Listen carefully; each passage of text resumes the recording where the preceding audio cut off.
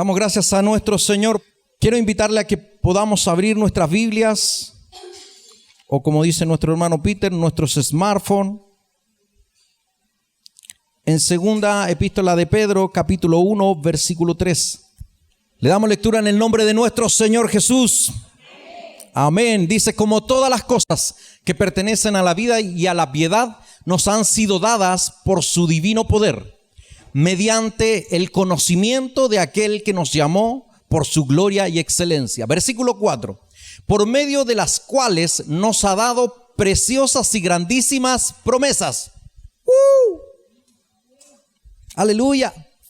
Para que por ellas llegaseis a ser participantes de la naturaleza divina, habiendo huido de la corrupción que hay en el mundo a causa de la concupiscencia. Este pasaje lleva por título o tema: lo tenemos todo. Lo tenemos todo. ¿Cuántos pueden decir lo tengo todo? Lo tenemos todo. En este pasaje el apóstol Pedro comienza a escribir con una profundidad extraordinaria. Me encanta poder escuchar al tosco Pedro, al pescador, al cual el Señor llama, y era tan tosudo que la Escritura nos va a decir que lo llamó 2 veces. Que lo llamó 2 veces. Porque en cierta ocasión lo llamó y le dijo: ven, sígueme. Pero después Jesucristo se encontró con él y aún estaba pescando. Y el Señor hace la pesca milagrosa. Entonces en ese instante Pedro lo deja todo. En ese instante. Y aquí hay una distinción en cuanto al llamado que Dios hace con Pedro, porque primero le hace un llamado y dice: ven y sígueme. Y Pedro lo siguió, pero a lo mejor lo siguió en sus horas libres. Lo siguió cuando la agenda se lo permitía. Pero resulta que cuando Jesucristo hizo el milagro de la pesca milagrosa, fue entonces que Pedro se postró en tierra y se dio cuenta de la magnitud de lo que estaba haciendo Jesucristo como Hijo de Dios. Y es en ese momento cuando él comienza a seguirlo, lo deja todo y comienza a seguirlo. De igual manera, muchas veces nosotros tenemos esas etapas en cuanto al llamamiento de Dios. Si usted se da cuenta, en la Reina Valera, que es la que acabamos de leer, en el versículo 3 dice: como todas las cosas que pertenecen a la vida y a la piedad nos han sido dadas por su divino poder, mediante el conocimiento de aquel que nos llamó. Él nos llamó por su gloria y excelencia. Él nos llamó. Pero muchas veces nosotros atendemos el llamado, como diría el chavo, nada más tantito, ¿verdad? Como solo un poquito. Y a veces pueden pasar años en ese tantito, en ese poquito. Y seguimos al Señor, pero nada más tantito. Un poquito sí, un poquito no, cuando la agenda lo permite. Ni tan ni muy. Ni muy adentro ni muy afuera. Pero llega un momento en que el Señor se le aparece a Pedro y hace un milagro extraordinario. Algo sin precedentes, algo inexplicable. Y es ahí cuando Pedro lo deja todo y sigue al Maestro. Muchos de nosotros ya quizás pasamos esa siguiente etapa en la cual seguimos al Señor ya con todo. A lo mejor sí seguimos yendo a nuestro trabajo, sí tenemos nuestras responsabilidades, pero nuestros tiempos, nuestra devoción, nuestra inquietud son por y para el Señor. Y generalmente esto sucede después de un impacto, de cuando Dios hace un milagro extraordinario, cuando Dios hace algo fabuloso en su vida. ¿Cuántos de los que están aquí han recibido un milagro de parte de Dios? Para que vayamos entrando en arena y aclimatándonos un poco, permítame decirle que el mayor milagro que la Escritura puede registrar no es la resurrección de los muertos. El mayor milagro que la Escritura puede registrar no es cuando se separaron las aguas del Mar Rojo y el pueblo pasó en seco. El mayor milagro no es, por si algún suspicaz quiera atribuirlo, el mayor milagro no es que Jesús convierta el agua en vino. El mayor milagro que nosotros podemos ver a través de la Escritura es la conversión. Es el cambio de un hombre y de una mujer. Es una vida transformada. Ese es el mayor milagro que podemos ver. En este lugar se han visto y se verán milagros. Habrán enfermos sanados. Habrán personas quizás con problemas matrimoniales irreversibles. Pero el Señor hace el milagro y transforma todas las cosas. Milagros han habido y van a haber en este ministerio, no porque seamos espectaculares o mucho menos, sino porque Cristo es quien guía este ministerio. Entonces milagro vamos a ver permanentemente. Quizás a usted ya le ha tocado, a algunos le estará por tocar, pero vamos a ver milagros extraordinarios. Pero el mayor milagro siempre va a ser la transformación de su vida. Ese es el mayor milagro. Y ese es el propósito de establecernos como ministerio. Buscar el milagro de la conversión. Porque los otros milagros, las sanidades, pertenecen a la soberanía de Dios. Amén. Porque yo mentiría si le dijera todos los que lleguen aquí enfermos van a ser sanos. Porque eso es una atribución divina. Dios es quien sana y que muchas veces también no lo hace. Porque Dios tiene planes, propósitos, Él es soberano y muchas veces nosotros no entendemos su accionar. Pero Dios actúa en su soberanía y su soberanía siempre va a ser el mejor plan para usted y para mí. Siempre, aunque a veces no lo entendamos, aunque a veces nos duela. Pero siempre el mejor plan va a ser el de Dios, no el que nosotros tenemos. Más de alguna vez le he dicho esto a través de distintas prédicas. Pero si usted por un momento pudiera pensar cuál es el mejor plan que usted tiene para usted mismo, el mayor de los éxitos que usted tiene para usted mismo, que piensa de usted, el mayor de los éxitos, permítame decirle que aún así, eso no se iguala ni se asemeja a lo que Dios tiene para usted. Porque lo que Dios tiene para usted es más extraordinario, es más grande y siempre lo que nos da Dios nos trae paz, bendición, nos trae tranquilidad. Porque muchas veces hemos estado fuera en el mundo y nos esforzamos y trabajamos y estudiamos y nos preparamos y alcanzamos lugares altos. Pero a las vueltas de la vida nos damos cuenta de que nada de eso vale la pena. No es que esté mal eso sí es bonito. Pero cuando es con Dios eso tiene sentido. Pero cuando es sin Dios, nada de eso tiene sentido. Porque el dinero no lo llena todo. Porque cuando Dios no está primero, nuestra familia tampoco va bien. A la vuelta de la esquina surgen las dificultades, los problemas. Y ciertamente todas las parejas y todas las familias tienen problemas. Pero cuando nosotros estamos en Cristo no solo los superamos, sino que además esas cosas negativas, a nuestro parecer, que nos pasan, nos va a decir la Escritura que nos ayudan para bien.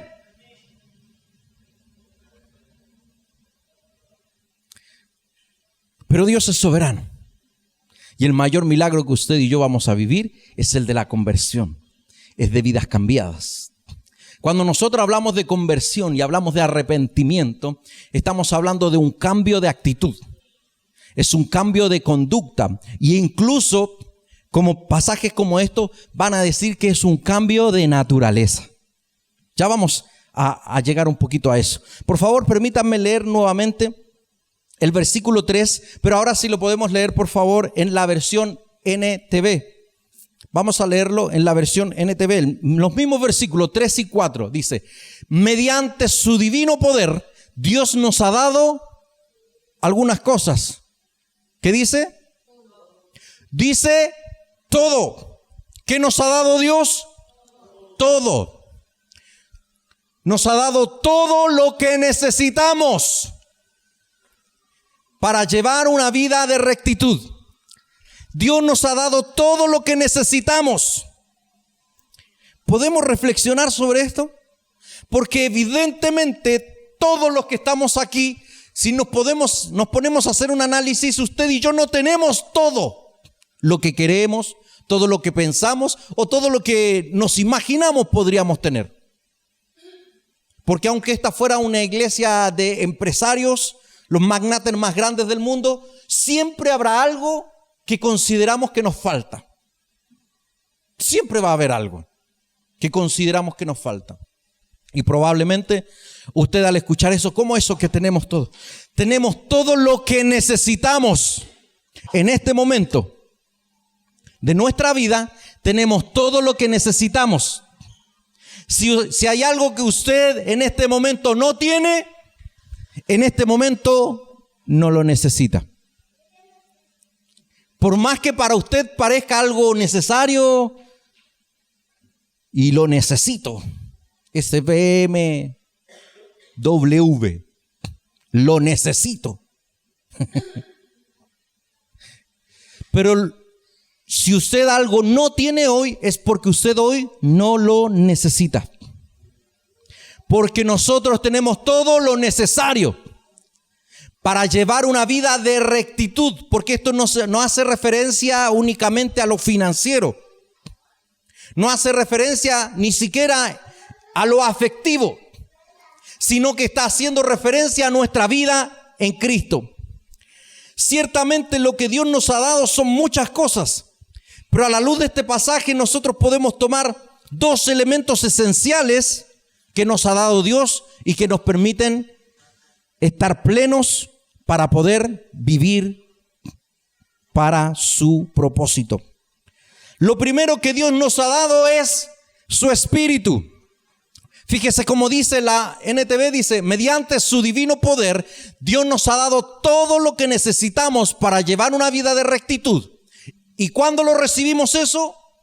Todo esto lo recibimos al llegar a conocer a aquel que nos llamó por medio de su maravillosa gloria y excelencia. Todo lo tenemos ya. Todo lo que usted necesita para vivir una vida de rectitud, una vida que le agrada a Dios, todo lo que necesitamos para agradar a Dios, ya lo tenemos. ¿Cuántos dicen amén a eso? Ya lo tenemos. ¿Cuándo, pastor? Lo tenemos desde el momento que recibimos a aquel que nos llamó por medio de su maravillosa gloria y excelencia. Cuando recibimos a Cristo, recibimos todo lo necesario. Y lo primero que recibimos fue su Espíritu. ¿Cuántos saben que tienen el Espíritu de Dios, el Espíritu Santo en sus corazones? Lo tenemos. Lo tenemos. Y es el Espíritu Santo el que está trabajando en nosotros. Porque no me trajo mi mamá, porque no me trajo mi esposa, mi esposo. El que me trajo aquí fue ese Espíritu Santo que está dentro de mí, que me impulsa, que me empuja a venir. Porque quizás tenía excusas de sobra para no estar aquí hoy. Pero estamos aquí porque ese Espíritu Santo nos empujó. Recibimos el Espíritu Santo. Y hay una serie de cosas de las cuales no vamos a poder entrar en detalle. Pero al recibir su Espíritu recibimos perdón de pecado. ¿Por qué? Porque la misma palabra nos va a decir de que es el Espíritu el que nos da conciencia de pecado y de arrepentimiento. Es decir, sin su Espíritu Santo usted y yo no nos podíamos haber arrepentido.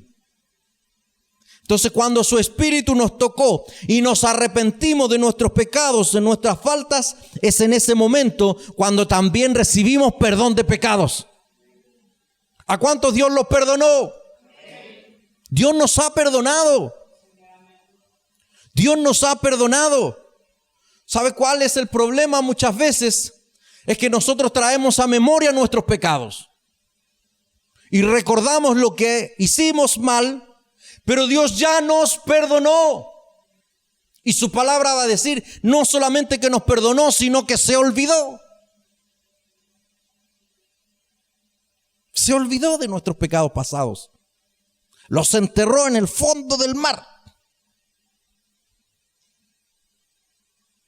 Pero nosotros muchas veces nos recordamos de nuestros pecados. Y a veces llegamos a pensar de que las adversidades que podamos estar viviendo es por causa de mi pecado, de mi falta, de los errores que cometí. Pero Dios nos dice en esta hora, tranquilo, tranquila, porque lo que puedas estar viviendo, lo que puedas estar pasando es para que la gloria de Dios se manifieste.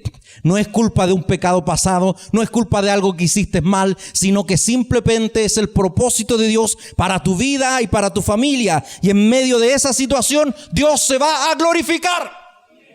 Amén. Entonces su Espíritu trae perdón de pecados a nosotros. Su Espíritu trae acceso a su presencia. Porque no podíamos entrar a su presencia. Porque en la antigüedad el sumo sacerdote entraba una vez al año a la presencia de Dios y hacía sacrificios por todo el pueblo. Y si por ahí el sacerdote no estaba bien preparado, moría en la presencia de Dios. La tradición judía dice que el sumo sacerdote entraba en sus trajes abajito, tenían campanitas, cling, cling, cling, así como las de los gatitos, pero muchas. Tenían campanitas. Y la tradición judía dice que entraban atados, porque entraban, el tabernáculo tenía 3 divisiones principales. Una era el patio, donde podían estar todos los hombres adultos, si se le consideraba adulto a partir de los 12 años en adelante. Hombres, las mujeres quedaban fuera. Hermanas, ustedes estaban fuera de eso. Hombres mayores de 12 años podían entrar al patio. Los sacerdotes podían ofrecer ahí sacrificios, holocaustos. Pero el sumo sacerdote era el que podía entrar al siguiente nivel, que era el lugar santo, donde estaba la mesa de los panes de la proposición, donde estaba el candelero, donde estaba el altar del incienso, que permanecía prendido día y noche. Pero luego de eso venía el lugar santísimo, donde estaba el arca del pacto, y nadie podía entrar a ese lugar. Solamente el sumo sacerdote una vez al año. Ahí es donde moraba lo que se le menciona como la chequina, la presencia de Dios. Nadie podía entrar a la presencia misma de Dios, sino que solamente una vez al año para orar e interceder por todo el pueblo. Y como les decía, su traje tenía campanitas y la tradición dice que entraban amarrados. Y si caía fulminado y moría en la presencia de Dios porque no estaba apto, los demás, para no entrar y no morir, con la cuerda lo sacaban hacia afuera. La presencia de Dios estaba totalmente alejada, ajena de nosotros. Sin embargo, a través de Jesucristo y por su sacrificio en la cruz del Calvario, el libro de Mateo nos va a decir que el velo se rasgó de arriba abajo. Porque ahora no tenemos cortina aquí, antes teníamos cortina, podíamos hacer ese ejemplo. Porque en una cortina tan alta es posible que alguien pise la cortina y se raje de abajo hacia arriba, ¿verdad? O que algún malintencionado raje una cortina de abajo hacia arriba. Sin embargo, el velo del templo se rajó de arriba abajo, porque esta provisión fue una provisión divina. Porque ese velo que separaba el lugar santo del lugar santísimo, a donde se podía acceder a la presencia, cuando Jesucristo expiró, cuando Jesucristo dijo consumado es, en ese momento el velo del templo se rajó. Y lo que eso nos enseña es que de ese momento usted y yo podemos entrar libremente al trono de la gracia, podemos entrar a su presencia, tenemos ese privilegio. Pero tiene que ser a través de su Espíritu Santo. Porque nosotros somos incapaces de estar en la presencia de Dios.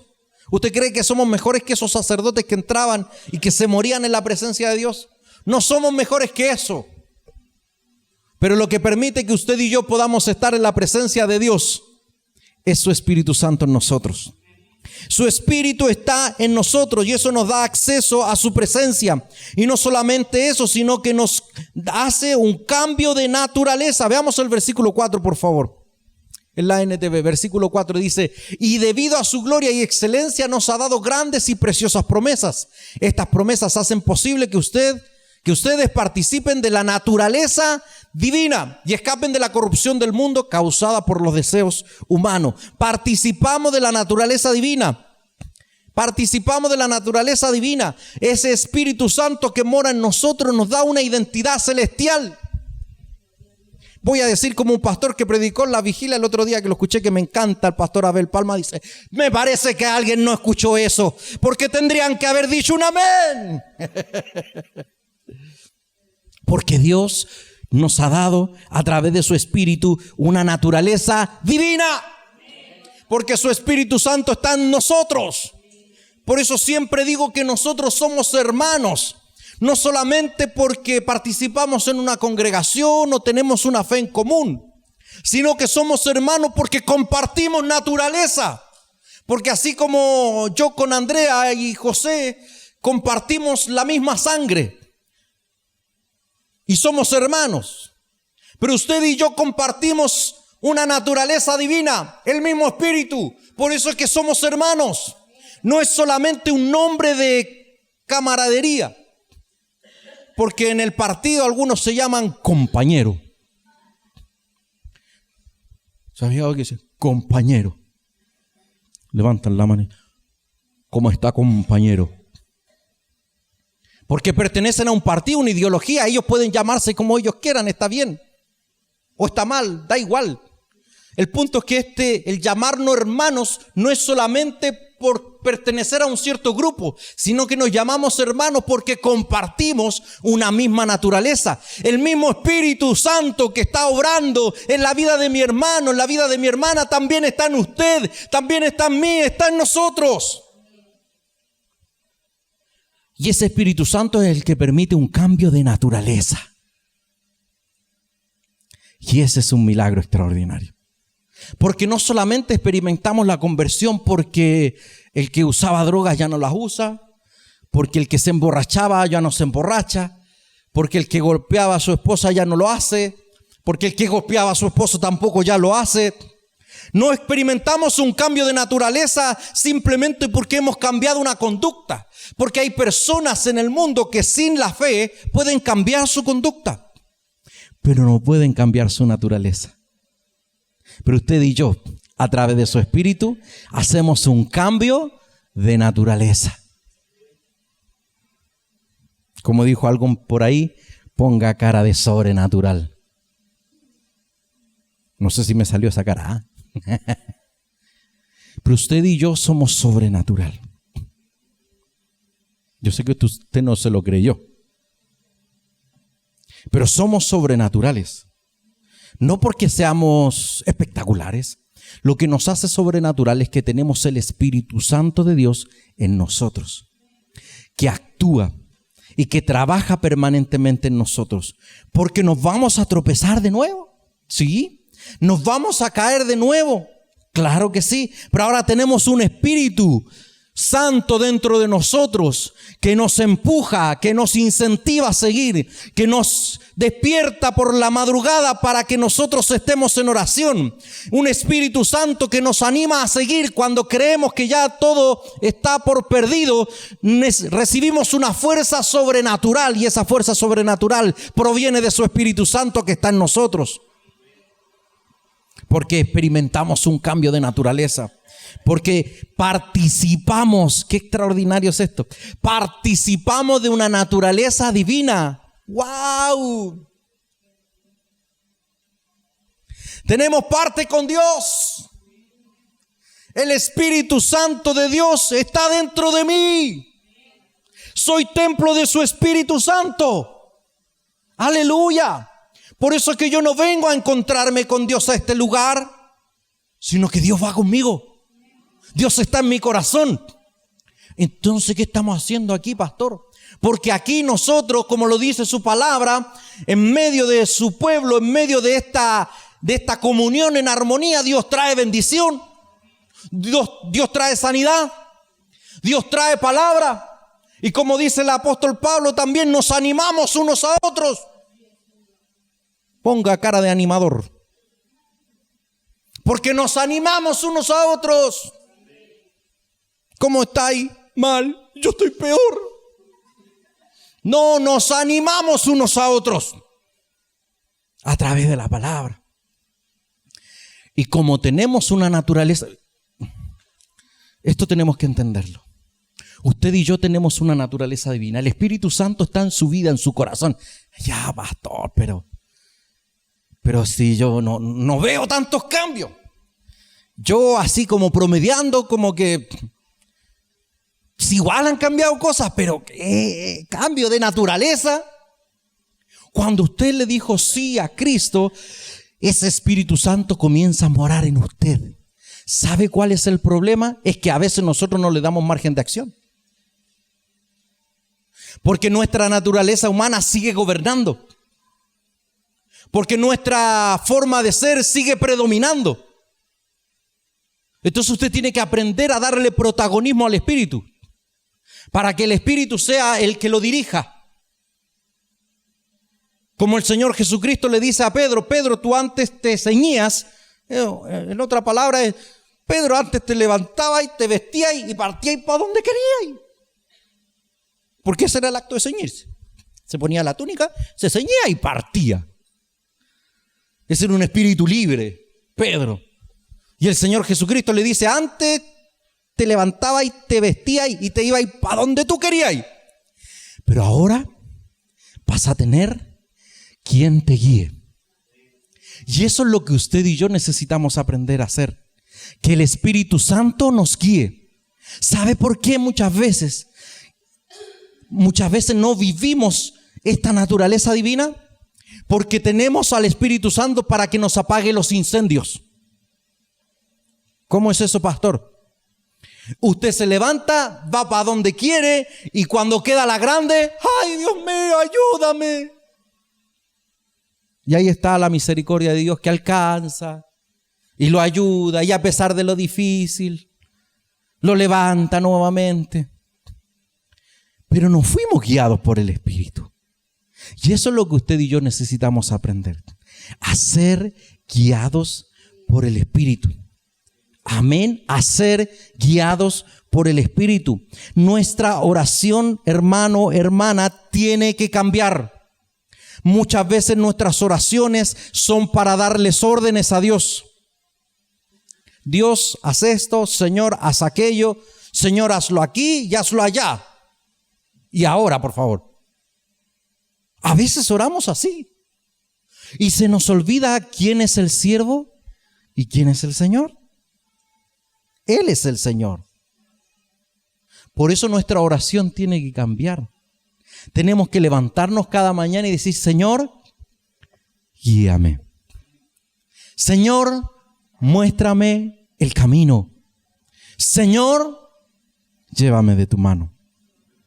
Dios no puede ir detrás de usted. Dios tiene que ir delante de nosotros. Su Espíritu nos tiene que guiar. Por eso es importante la oración. No porque usted no tenga el Espíritu. Usted no ora para que el Espíritu venga a su vida. El Espíritu ya lo tiene. ¿Cuántos dicen amén? Usted no ayuna para que el Espíritu venga a su vida. Usted ya lo tiene. No nos vamos a levantar a las 6 de la mañana para que el Espíritu venga a nosotros o venga a la iglesia porque ya está en nosotros, porque Él ya guía a su iglesia. Entonces, ¿para qué nos vamos a levantar tan temprano, pastor, a orar? Nos vamos a levantar temprano a orar para poder atender lo que el apóstol Pablo le dice a Timoteo: aviva el fuego del don de Dios que está en ti. Porque está en nosotros, está en usted. El problema es que algunos lo tenemos más bien dormido. Lo tenemos arrinconado, apagándonos los incendios. Cuando a nosotros nos salen mal las cosas, ahí le decimos: Señor, échame una manito. Y es al revés. Tenemos que dejarnos guiar por Dios. Porque cuando Dios nos guía y viene el problema, y viene la dificultad, y viene la adversidad, tú me trajiste, tú te encargas. Amén. Yo sé que eso no es fácil. Porque generalmente nosotros lo que queremos es tener el control. ¿Se acuerda la canción que cantábamos el viernes? Toma el control de mi vida.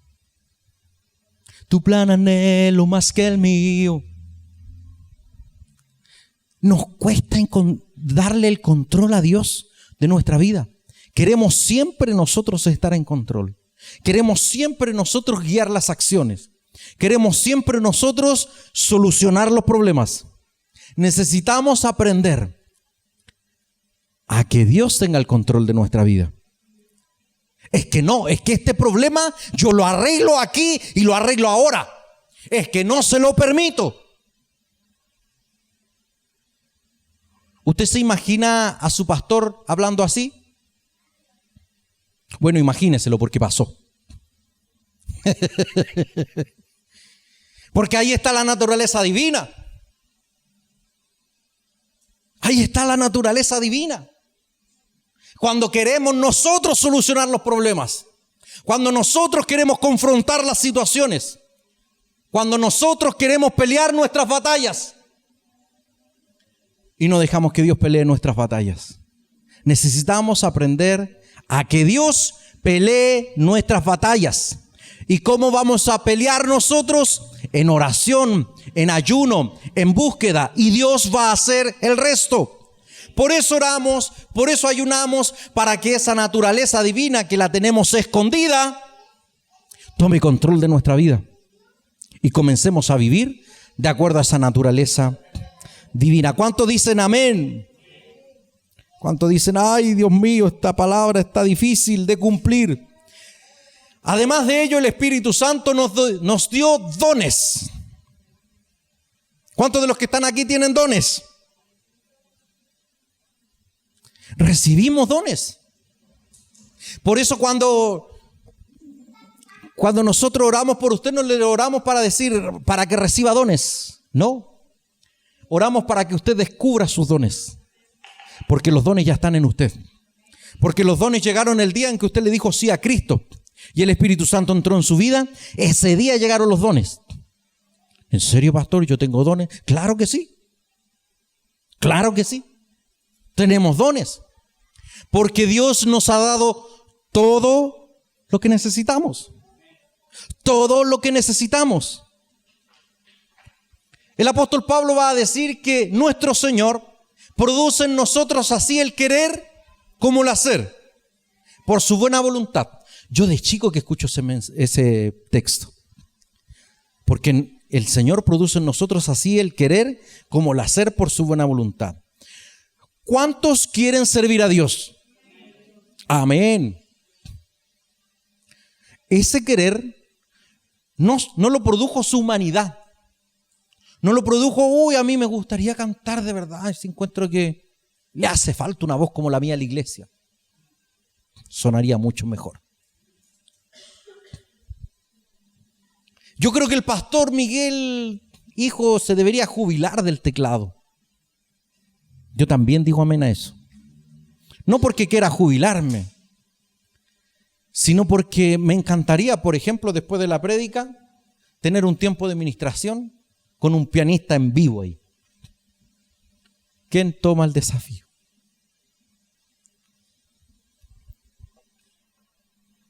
Dios nos ha dado dones. Y si produjo en usted el querer, es el Espíritu Santo que lo ha producido en usted. Y si produjo en usted el querer, adivine qué, también va a producir en usted el hacer. Y si preguntamos por qué, por su buena voluntad. Porque Él así lo dispuso, porque Él así lo quiere. El Señor nos entregó todas las herramientas para que seamos útiles en el servicio a su obra. Entonces el Señor nos entregó dones. Si usted todavía no conoce su don o sus dones, necesita orar, necesita buscar la presencia de Dios para descubrir ese don. ¿Y qué más puedo hacer, pastor? Servir, sirva, trabaje en la obra. Porque ahí también nosotros descubrimos qué es lo que nos apasiona. También ahí nosotros descubrimos para qué el Señor nos quiere. Amén. Y vamos a la segunda parte. Porque yo dije que lo íbamos a agrupar en dos cosas. Primero nos dio su espíritu y recibimos tantas cosas con su espíritu. Pero también recibimos sus promesas. ¿Podemos leerlo de nuevo? Porque también recibimos sus promesas. Unas promesas un poco pequeñas. ¿Dice eso? Y debido a su gloria y excelencia nos ha dado grandes y preciosas promesas. Grandes y preciosas promesas. La Reina Valera dice grandísimas promesas. súper, hiper grandes promesas. ¿Cuántos de los que están aquí han recibido promesas de parte de Dios? Si alguno de ustedes dijo, en realidad yo como que no he recibido promesas. La palabra de Dios está llena de promesas. Y estas promesas son para los hijos. Y usted y yo somos hijos de Dios. Esas promesas son nuestras. Son para nosotros. Y no son pequeñas, son grandes promesas. Y las promesas son las que nos dan esperanza. Porque vamos a estar un día en su presencia. ¿Cuánto dicen amén a eso? Que vamos a estar en su presencia. Vamos a disfrutar de esa presencia maravillosa que a ratos sentimos aquí o en casa en nuestra oración. Y que sentimos que algo nos inunda, que se nos aprieta el pecho, que nuestro cuerpo entero se estremece a la presencia de Dios. Eso es nada comparado con lo que vamos a vivir por la eternidad en su presencia cuando estemos en el cielo con Él. Son sus promesas. Y las promesas, como el Señor le dijo a Pedro, no son solo para la vida venidera, también son promesas para esta vida. Son promesas para ti, para tu esposo, tu esposa, para tus hijos, para tus nietos y para tus bisnietos. Porque si el Señor te trajo a este camino, si el Señor te rescató, si el Señor puso su espíritu en ti, no es para que tus hijos y nietos se pierdan, sino que es para que tus hijos, nietos, bisnietos y tataranietos conozcan esta misma presencia, conozcan al mismo Señor y sean instrumentos para su gloria. Son promesas de Dios. No lo dice un pastor emocionado y apasionado por el momento. Son promesas de Dios. Aprendamos a tomar las promesas de Dios. Amén y amén. Dele un fuerte aplauso al Señor. Te damos a ti gloria, Señor.